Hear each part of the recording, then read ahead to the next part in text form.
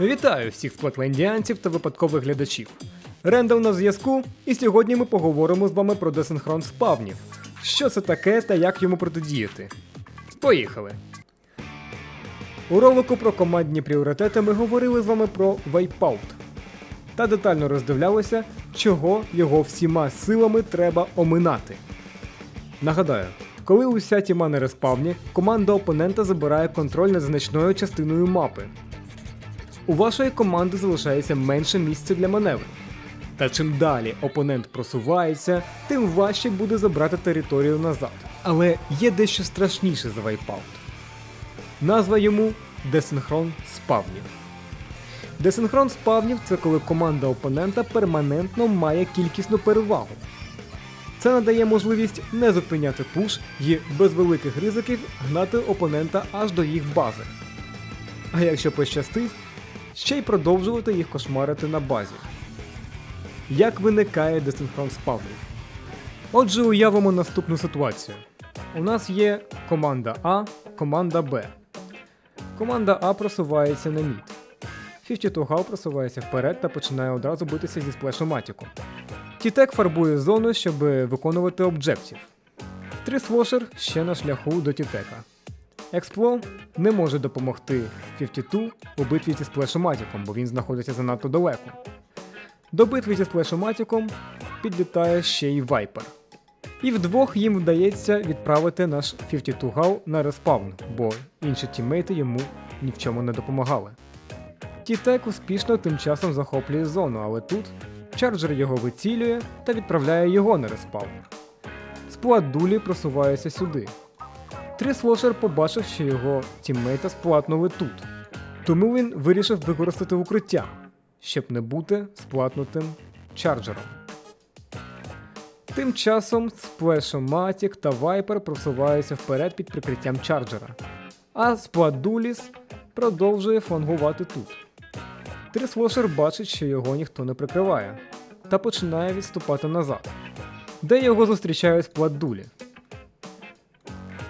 Та він відправляється на респаун. У цей час 52 Гал вже зареспавнився, та біжить на допомогу іншим. А інші це, нагадаю, лише Експло, який, припустимо, зміг сплатнути необережний сплешоматік. Сплатана відправляється сюди.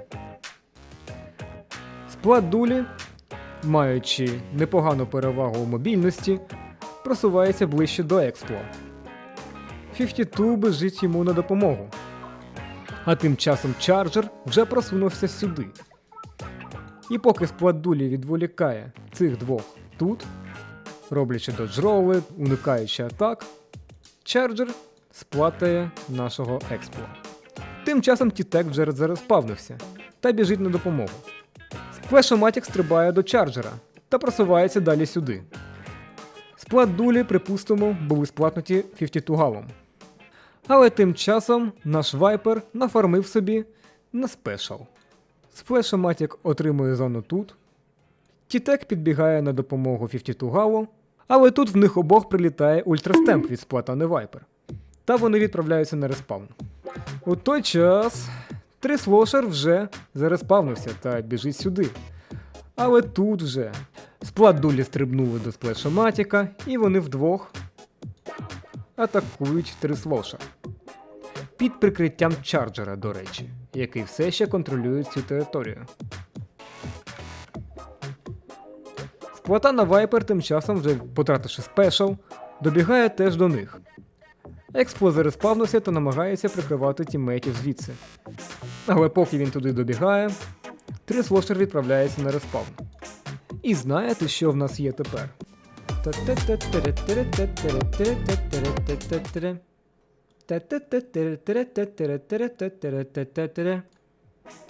Так, Сплешоматік та Спладдуліс вже нафармили на Крабтанк, завдяки чому вони швидко можуть винести Експлошер та дуже сильно тиснути на тільки що зареспавлених Тітек та 52. І таким чином вони вже зайняли усю цю територію. Бо вони мали постійну кількісну перевагу. 3 на 2, 4 на 3, 4 на 2, 3 на 1, 2 на 1, що допомагало їм вигравати бійки одну за одною. Отже, десинхрон спавнів – це коли хтось з вашої тіми постійно знаходиться на респавні, і коли вони респавняться, хтось інший відправляється на респаун. І так далі. І таким чином можна навіть викликати постійний вайпаут. Коли усі відправляються на респаун, хтось спавниться та влітає прямо у натовп опонентів. Відлітає на респаун, хтось спавниться, ситуація повторюється. Хтось спавниться, ситуація повторюється. І так далі. І це, напевно, найгірший розклад, який тільки може бути. Бо коли вас сплатують усіх разом, ви респавнитесь усі разом. І разом можете дати відсіч опоненту. Але коли ви вмираєте по одному, постійно, і відправляєтесь на респаун, ви залишаєте свою тіму у дуже поганому становищі. Тож як уникнути такої ситуації? По-перше, завжди звертайте увагу на інтерфейс. Він показує, скільки тіммейтів та опонентів зараз сплатнуті, та у кого заряджені спешали. Це допоможе вам краще орієнтуватись та оцінювати, хто, що і де може використати, щоб завадити вашим планам. Також інколи дивіться на мапу, щоб зрозуміти стан лінії фронта, де знаходяться ваші тіммейти та де потенційно знаходяться ваші опоненти. По-друге, оцінюйте свої сили. Я маю на увазі ресурс команди, а не персональний ресурс. Бо Splatoon – це, нагадаю, командна гра.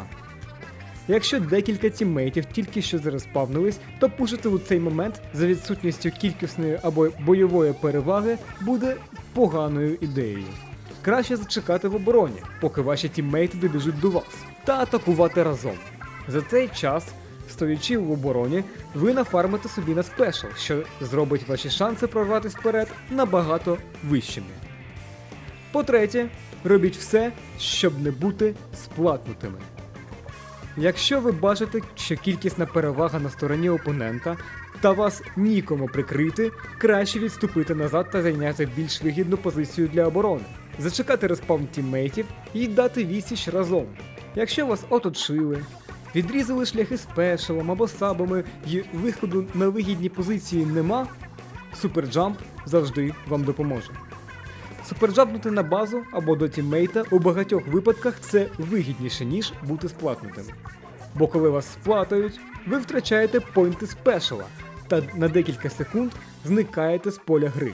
У той час, як суперджамп не накладує на вас ніяких санкцій та зберігає вам спешал.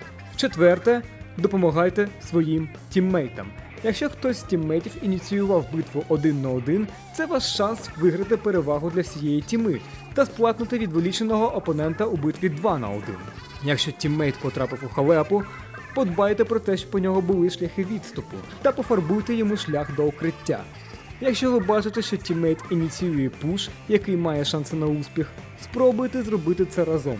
Або хоча б прикрийте його та допоможіть відступити, якщо пуш буде невдалим. А якщо ви все ж таки потрапили у пастку десинхронного спавну, негайно зупиніться та перегрупуйтесь. Знов таки, займіть позицію, у якій ви зможете утримати хоча б трохи контролю мапи.